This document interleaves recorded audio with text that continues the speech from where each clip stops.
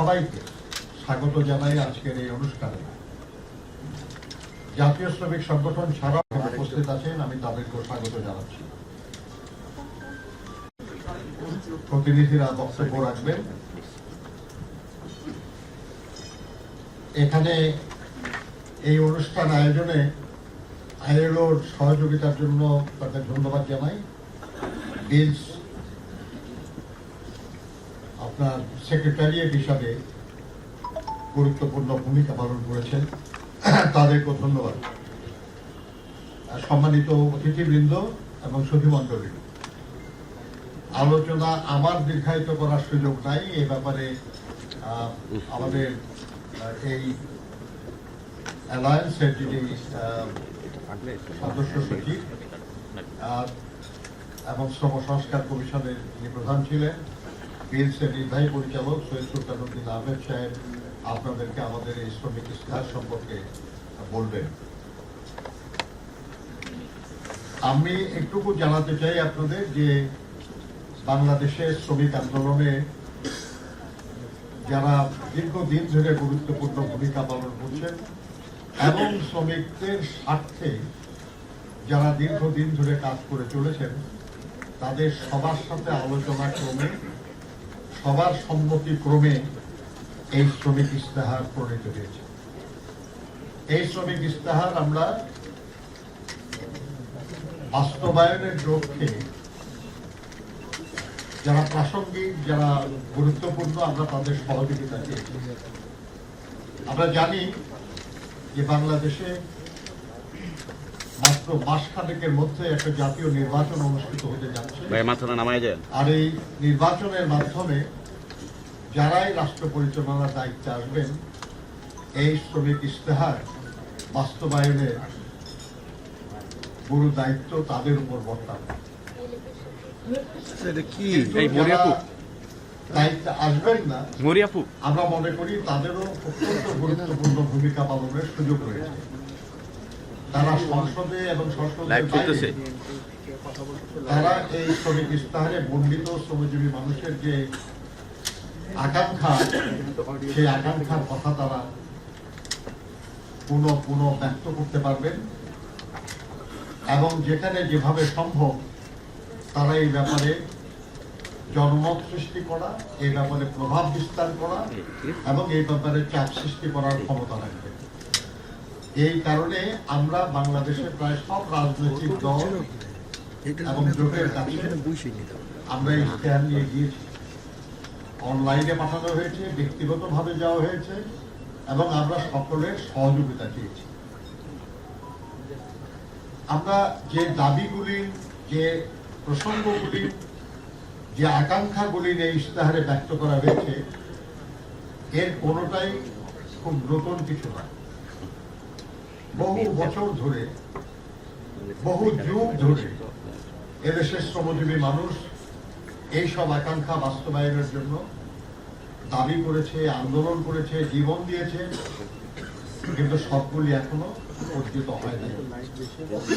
আমরা মনে করি দীর্ঘ রাজনৈতিক সংগ্রামের পর, বিশেষ করে 2024 জুলাই আগস্টে ছাত্র শ্রমিক গণঅভ্যুত্থানের মাধ্যমে যে পরিবর্তনের সূচনা হয়েছে, এই পরিবর্তন আমাদের সবার জন্যই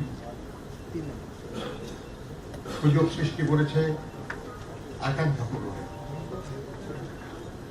আমরা মনে করি যে রাজনৈতিক দলগুলি তারা জনগণকে প্রতিনিধিত্ব করেন, আর শ্রমজীবী মানুষ এই জনগণের একটা গুরুত্বপূর্ণ অংশ। একটু আগে আমার সহকর্মী বলছিলেন যে বাংলাদেশে সরকারি হিসাবেই প্রায় 7.5 কোটি শ্রমজীবী মানুষ আছে। আমরা যখন স্বাধীনতা অর্জন করি সেই সময় বাংলাদেশের জনসংখ্যা ছিল 7.5 কোটি, আর এখন শ্রমজীবী মানুষের সংখ্যা। এই বিপুল সংখ্যক মানুষ, এবং মনে রাখতে হবে যে এরা সবাই ভোটার, এরা সবাই পরিবারের উপার্জনক্ষম মানুষ, ফলে পরিবারের অন্যান্যদের প্রতিও তাদের প্রভাব আছে। এই ধরনের একটি জনগোষ্ঠী যে কোনো রাজনৈতিক বিবেচনায় গুরুত্বপূর্ণ। আর এইসব মানুষের কল্যাণ, যে কেউ রাষ্ট্র পরিচালনার দায়িত্বে আসবেন তারা জনগণের জন্য যে কল্যাণ করতে চায় সেই কল্যাণ প্রয়াসের অংশ, গুরুত্বপূর্ণ অংশ। মনে রাখতে হবে যে একজন বেকারকে তার জীবন ধারণের সহযোগিতা করেন তিনি, যিনি উপার্জন করেন। একজন ছাত্র ছাত্রীকে লেখাপড়ার দায়িত্ব তার, যিনি উপার্জন করেন, অর্থাৎ শ্রমজীবী কর্মজীবী মানুষ। ফলে জনগণের কল্যাণে যে কোনো প্রয়াসে শ্রমজীবী মানুষের সক্ষমতা বৃদ্ধি, সামর্থ্য বৃদ্ধি যে মূল আকাঙ্ক্ষা, সেই আকাঙ্ক্ষাকে পূরণে সহায়তা। এই কারণে আমরা আশা করি যে শ্রমজীবী মানুষের কল্যাণের দাবি বা আকাঙ্ক্ষাগুলি উপস্থাপিত হয়েছে শ্রমিক ইস্তাহারে, সেটার প্রতি আমরা রাজনৈতিক দলগুলি সমর্থন, রাজনৈতিক দলগুলির কাছে আমরা সে অনুরোধ করেছি। এবং আমরা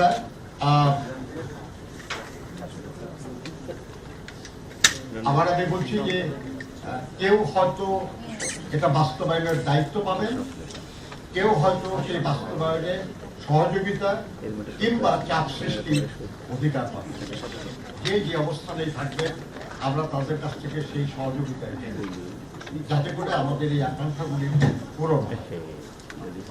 আমরা সকলে সমর্থন এবং সহযোগিতা প্রত্যাশা করি এবং তাদের পরামর্শ আমরা প্রত্যাশা করি। এই শ্রমিক ইশতেহার আমরা আপনাদের সবাইকে দিয়েছি, রাজনৈতিক দলগুলিকে দিয়েছি, বিভিন্ন শ্রেণী পেশা সংগঠনকে দিয়েছি, আমরা মিডিয়ার কাছে, আমরা আমাদের সহযোগী আন্তর্জাতিক সংস্থাগুলিকেও আমরা এটা দিয়েছি। কাজেই আমরা সবার সহযোগিতা এখানে প্রত্যাশা করি। আমরা কিছু অধিকারের কথা বলেছি।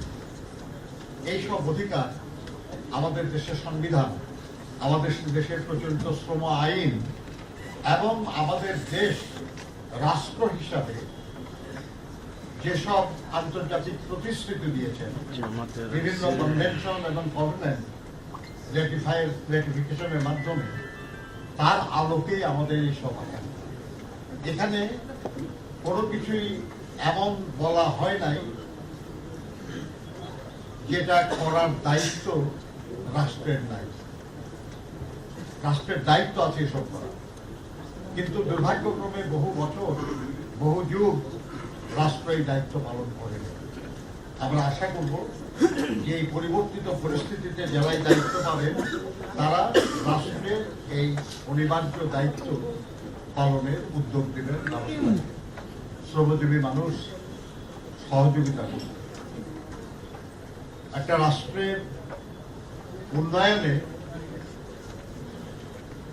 সবকিছু ব্যাপারে শ্রমজীবী মানুষের অংশগ্রহণ অনিবার্য।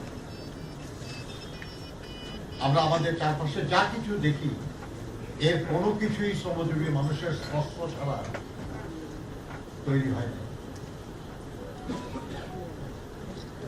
কৃষি বলুন, শিল্প বলুন, সেবা বলুন, যে কোনো বিষয় শ্রমজীবী মানুষের অংশগ্রহণ অনিবার্য এবং তাদের সোৎসাহ অংশগ্রহণ উৎপাদনশীলতা বৃদ্ধি এবং উন্নয়নে গুরুত্বপূর্ণ ভূমিকা পালন। সেই বিবেচনাতেই আমরা এই অ্যালায়েন্সের পক্ষ থেকে সবার কাছে বিনীত অনুরোধ জানাবো, জাতীয় স্বার্থে, জনগণের স্বার্থে, দেশের স্বার্থে শ্রমজীবী মানুষের তৃপ্তি, তাদের প্রাপ্য পাওয়ার আনন্দ, এটা যেন নিশ্চিত করা হয় এবং সেই তৃপ্তি এবং আনন্দ নিয়ে শ্রমজীবী মানুষ যাতে দেশের কল্যাণে, দেশের উন্নয়নে, জনগণের কল্যাণে কাজ করে, সেই দায়িত্ব আমরা। আপনাদের সবাইকে অনেক অনেক ধন্যবাদ এবং পুনরায় আমি কৃতজ্ঞতা জানাচ্ছি বিভিন্ন রাজনৈতিক দলে, বিভিন্ন আন্তর্জাতিক সংস্থার, দূতাবাসের, বিভিন্ন শ্রমিক সংগঠনের, বিভিন্ন শ্রমিক অধিকার সংগঠনের যে প্রতিনিধিরা এসছেন তাদের